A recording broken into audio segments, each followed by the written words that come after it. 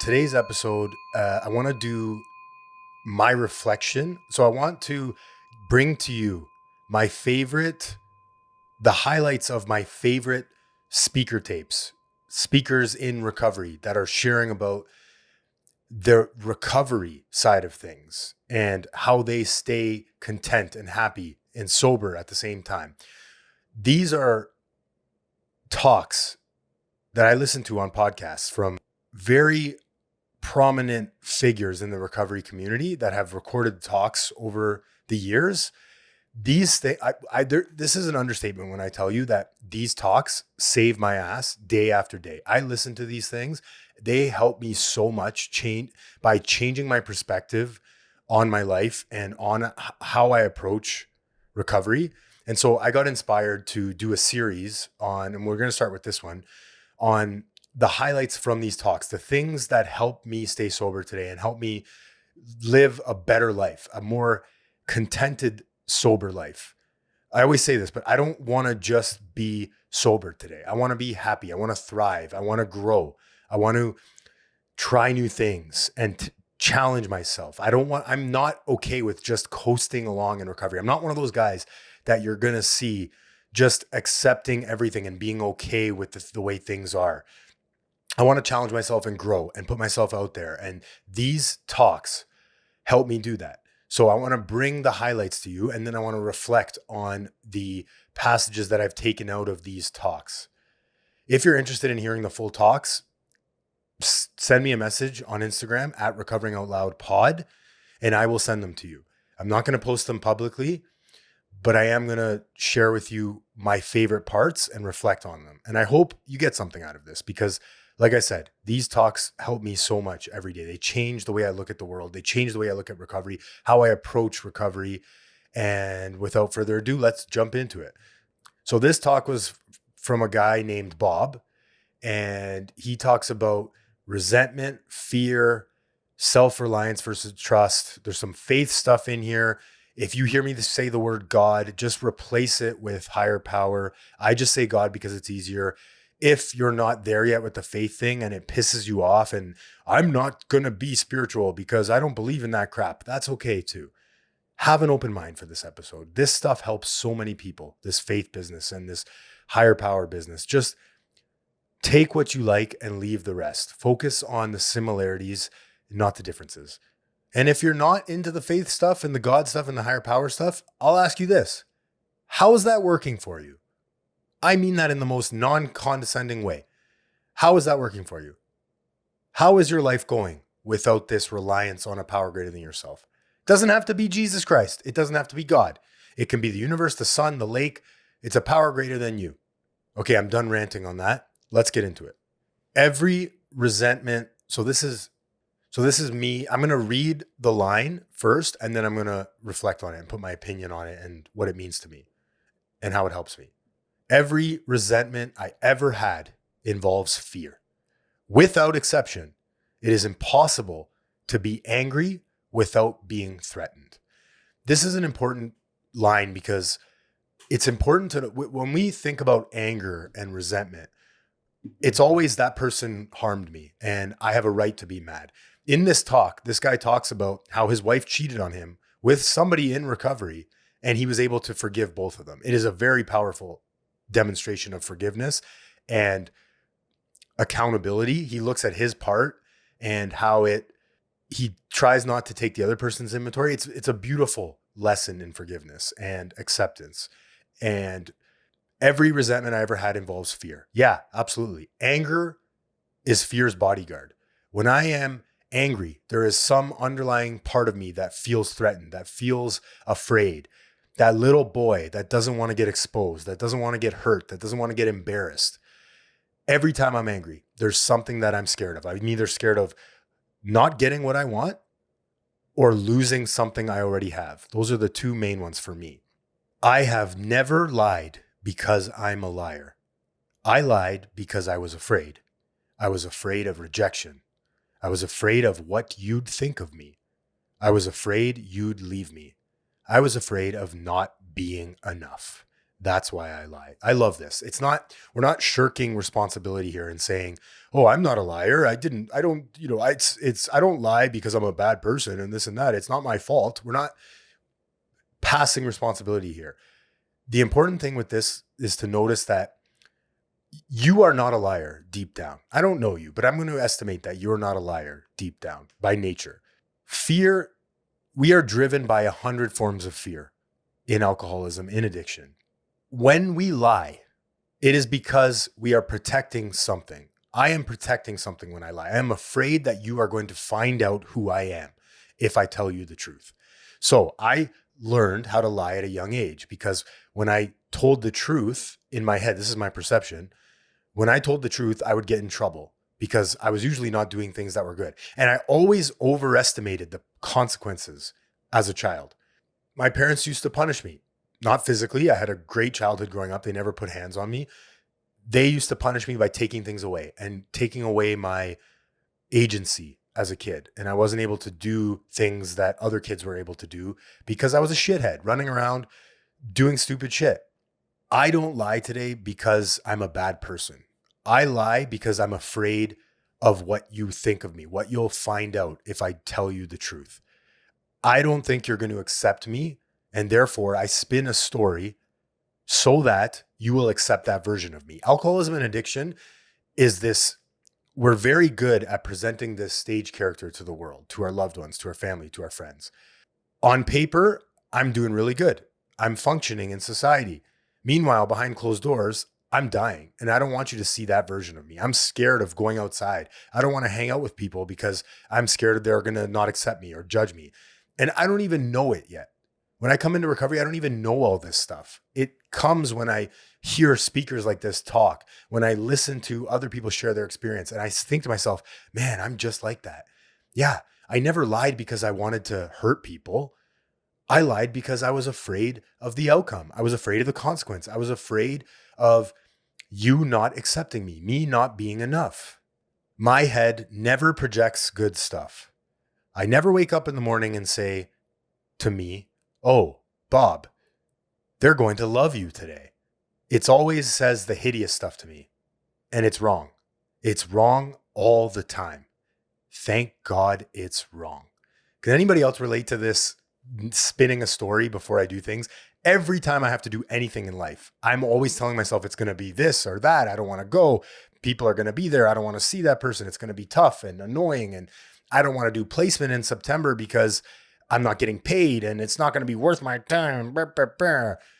Nothing is ever the way I spin it in my head. I always project the worst possible outcome in every scenario. We are wired to do that. We are wired to scan for threats and to look to be safe, to keep ourselves safe. I don't wake up in the morning and my thoughts don't go, oh, today is going to be a great day. Everyone's going to be so excited to see you. It's always telling me the worst things about every scenario. What if this happens? What if that happens? What if that person's there? What if you have to go and drive and do work? You don't have enough money to do that. What are you going to do? Thank God it's wrong. How many times, he says at some point in this talk too, how many times do you think it takes us to be wrong about things, to underestimate or overestimate the pain of events or circumstances or future planning? We're future tripping. How many times do you think it takes before we finally figure out that it's not going to be as bad as we think it is? It's not going to be the way we think it is, the way we're planning it in our head. I don't think that'll ever stop. I think it gets better and the voice gets quieter and my courage grows. I think I outgrow fear in recovery. I think my action takes over my emotions and I just do the next right thing after learning what the next right thing is by doing it repeatedly and watching others do it. I don't think it ever goes away. Don't listen to that voice in your head. It's wrong. And thank God it's wrong. So this is a quote that he talks about when he's talking to his alcoholic friend on his deathbed. And he's listening to his last final words. And he says, Bob says, when you get to this point in your life and you're on the home stretch and you look back over your life, it's not the things that you did wrong that you regret. It's the things you were afraid to try. And the fear will steal. You will rob you of your very life. That is such a powerful statement to hear from somebody on their deathbed. He's telling this as listening to another guy on his deathbed talk about it. It's not the things that you did wrong. We all make mistakes. We're not going to be on our deathbed thinking about all the things we got wrong in life, all the mistakes we made. He was thinking in this moment, man, I wish I tried blank. I can't believe I was afraid to do that. I wish I did this. I wish I pushed through fear. Does that not sum up life in general? Pushing through fear. Success. The only difference between successful people and unsuccessful people, I read this online, this isn't me again, is the successful people were willing to look stupid often. They were willing to try new things and fail. They were willing to look like a beginner repeatedly until they finally got good at whatever that thing that they were doing. Could be snowboarding, could be building a business. The other part of this too is they were willing to ask for what they wanted consistently. So two things. So successful people are willing to embarrass themselves, to look inadequate or like a beginner consistently. And they're also able to ask for what they want consistently until they get the answer they want from whatever that looks like, whoever that looks like. Everything you want in life is on the other side of fear. Plain and simple, full stop. How can I push through fear today to do things I want to do? That voice in my head that tells me, you need to partner this podcast with a rehab center. Go get it. Go do it. And then the next, I don't really feel like doing that. That's a lot of work. I don't want to be rejected. Pushing through that fear of rejection will change your life. And it's not a one-time thing. This is a repeated action that we need to take day in and day out. We do it when we first get sober. We push through that fear of maybe I'm going to embarrass myself. Maybe I'm wrong about how to get sober. Maybe I'm going to trust somebody else on how to get sober. I don't know what the outcome's going to be, but I'm going to do it anyways. It's the repeated behavior of that will get you further in life, in my opinion. Okay, I love this one. This is a great analogy. I'm a big analogy guy. Self-reliance versus trust. So faith versus trust. He said, let me tell you the difference between faith and trust. If you went to a circus and you sat in the audience and you watched a tight wire act, you could sit in the audience and have complete and absolute faith that he could walk across the tight wire, pushing that wheelbarrow. But if you had trust, you'd get up there and get in the wheelbarrow. This is the antithesis of my faith practice with God and with spirituality. I can have all the faith in the world that guy pushing that wheelbarrow at the circus on a tightrope is going to get across. He's a trained professional. I believe him. I think he's going to do it. I know he's going to get across. The real work comes from getting my ass out of the seat as a spectator and getting in the arena, getting in the wheelbarrow. It's the same exact relationship with my higher power. I can have faith all day that things are going to work out, but until I do the next right action that is required, that I think I need to do to achieve said goal, I'm never going to get there. And trust that I'm not going to fall off the tightrope. I'm never going to get there. Faith is believing that the wheelbarrow is going to get across. Trust and knowing deep in my heart is getting in the wheelbarrow and trusting in God, in the universe, in the higher power, that I'm going to be okay. I'm not going to get what I want, and I'm not going to get it in my timeline. I should say this. I'm not going to get it the way I think I'm going to get it, and I'm not going to get it in my time. But all will be well, and I'm going to be taken care of. And usually, I would say almost always, God's plan in the long run is always better, bigger than I could ever have imagined. One door closes, another one opens. And it's usually a much better door. It just doesn't happen when you want it to. I love this too. So this is a part of that analogy. When he said that, I thought, oh shit, get in the wheelbarrow. No, I don't want to get in the wheelbarrow. I want to read about getting in the wheelbarrow. I want to go to meetings and discuss getting in the wheelbarrow, but I don't want to get in the wheelbarrow. I'm afraid. How many of us do this? We talk all day about our relationship with our higher power, with our God, with our faith, with our recovery program, but we don't actually get in the wheelbarrow and do it and trust, put our lives in the man's hands at the circus. My not enoughness is the greatest thing I have going for me. If I was enough, screw God, screw you, screw my mentor, screw my sponsor, screw those recovery people. My failure and inadequacy and inability to run my life is the greatest virtue I have. It's what brings me to the table, or else why would I come to this party? If I don't need God, then I've got this under control. I could have gotten sober a long time ago without anyone's help. I've got this. My best thinking and my best judgment got me into hotel rooms all hours of the night using copious amounts of drugs with either by myself or with people I didn't want to be around and shouldn't have been around. I tried to do this thing on my own many times. I needed the help of a recovery community, of a higher power, of a program that I could practice and maintain my spiritual condition every day. That's just my experience. It's something you don't want to miss, in my opinion. Okay, next we have, I don't really want him to remove the defect. This is God he's talking about. I want him, God, to take away the consequences. I want to hold on to the root, which is where I get the illusion of validation and security. And the problem is you can't get rid of one without the other. I like my defects of character. I want to hold on to them. I like my self-pity because I can snort it like a drug. It makes me feel superior or inferior. I don't want to remove my jealousy, my anger. They're serving me in some capacity from a fundamental level. My jealousy, my envy helps me. My ego helps me get to where I want to get to in business and in life and financially at work. I want to hold on to it because the illusion of validation and security.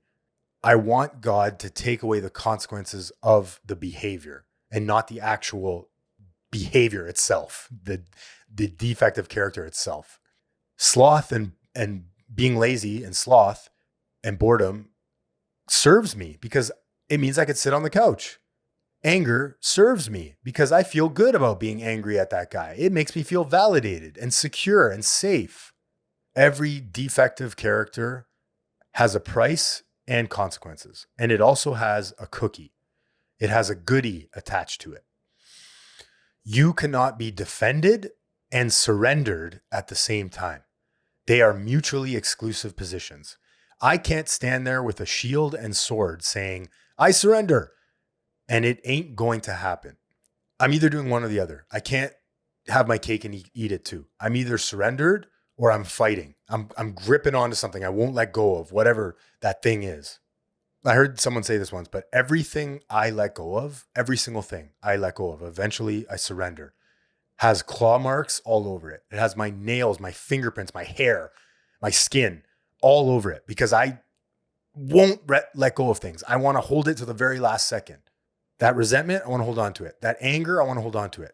That guy did this to me. I'm right. He's wrong. I've never been hurt and or diminished from anything I've ever had to pay back. As a matter of fact, everything I ever had to pay back in amends has come back to me many, many times over. Every amends I've ever made has not diminished me. It has enhanced me. A lot of the time, and I did a whole episode about amends, but we think that the amends is for the other person when it's actually for ourselves. I need to clear my side of the street to be a free man today, because if I don't, I got things on my back. I'm walking around with a weighted vest everywhere I go. There's a chain attached to my ankle, dragging a metal ball that weighs 100 pounds. Because if I don't forgive people, if I don't clean my side of the street, it's renting space in my head, man. And I'm thinking about it. And eventually I'm going to relapse because I can't handle all those emotions with the daily grind of life and life on life's terms. I need to clear my bandwidth, my mental bandwidth as much as possible. And I can only do that by making amends, by cleaning my side of the street, showing up and being a good person, not repeating the behavior, and then amending the past behavior, moving forward. The worst things about me in sobriety have become some of my greatest assets. Everything that has ever been wrong with me in my life and every mistake I've ever made will come to bear in a weapon against the disease of alcoholism. Ooh. Turning the negatives into a positive. These are all learning experiences, man. That's what this is. Every time I make a mistake, every time I screw up, every time I need to amend something in sobriety, in recovery. This is a guy talking. He has multiple years of sobriety, I think 20 plus. We're going to make mistakes in sobriety, no matter how long you have. We're human. We're not solved of this alcoholism. It's not alcoholism. This exists. We are self-centered to the core. That is my defect, my default, sorry. I have to work every day at rearranging this, at rewiring, unlearning old ideas that I am the center of everything.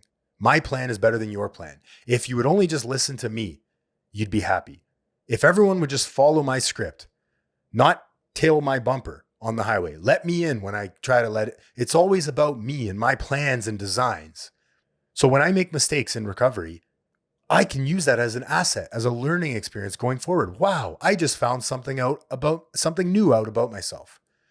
I really have a resentment towards rich people.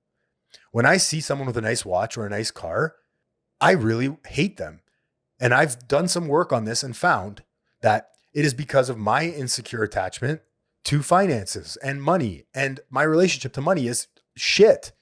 I can't save it. I can't spend it properly and honestly and effectively and responsibly. I have to learn all this stuff. This debt in this past year and a half that has been going on in my sobriety has taught me how to be a responsible adult with money again, because I lost that. I had a shopping addiction. I was cross addicted to buying shoes at one point.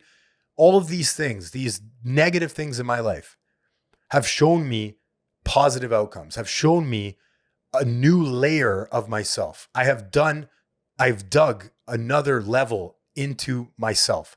And I say this all the time. Recovery is about finding your true self and loving your true self. So we're peeling the layers of the onion away every time we make a mistake.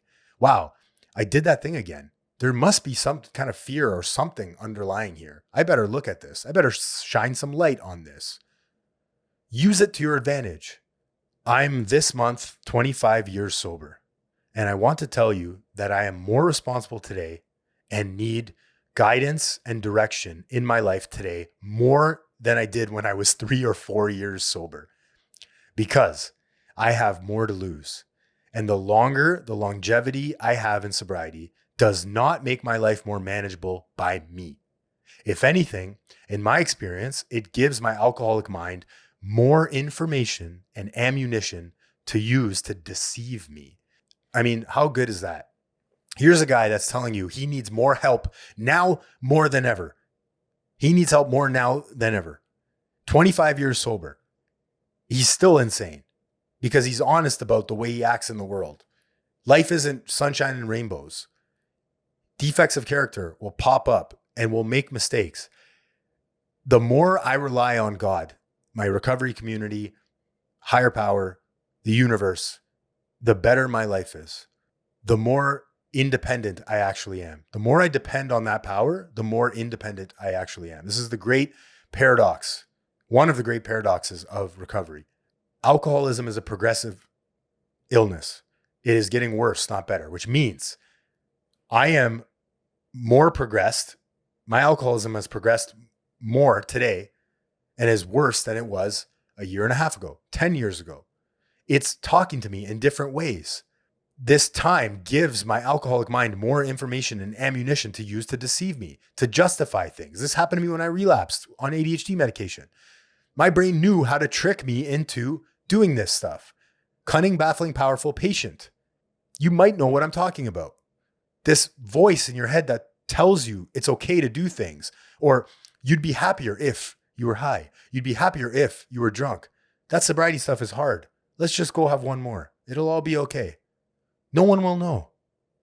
It's all lies. Your brain is lying to you all the time. Be aware of it. It is not a curse. It is a blessing. You just have to see it that way. Okay, and then we're going to end with this last one, which is great. So Jim Jones had the mind of a chronic alcoholic. If you don't know who Jim Jones is, he's the guy that killed everybody. It's not funny, but he killed everyone with the Kool-Aid. He made everyone drink the Kool-Aid. And in that cult, I forget the name of the cult, Johannesburg, Johnsonburg, I don't know. I've got that wrong. Jim Jones had the mind of a chronic alcoholic. And Jim Jones's view of God's will for him was never checked against anything except his own alcoholic mind. If Jim Jones would have had a sponsor, at the very least, I'm sure his sponsor would have said, Jim, the Kool-Aid is a bad idea. Sorry, what a great quote. It's easy for me to say, yeah, this is God's will for me, and this is the right thing to do.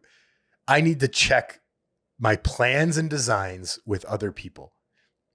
I saw someone posting on social media yesterday about trying ADHD medication in recovery.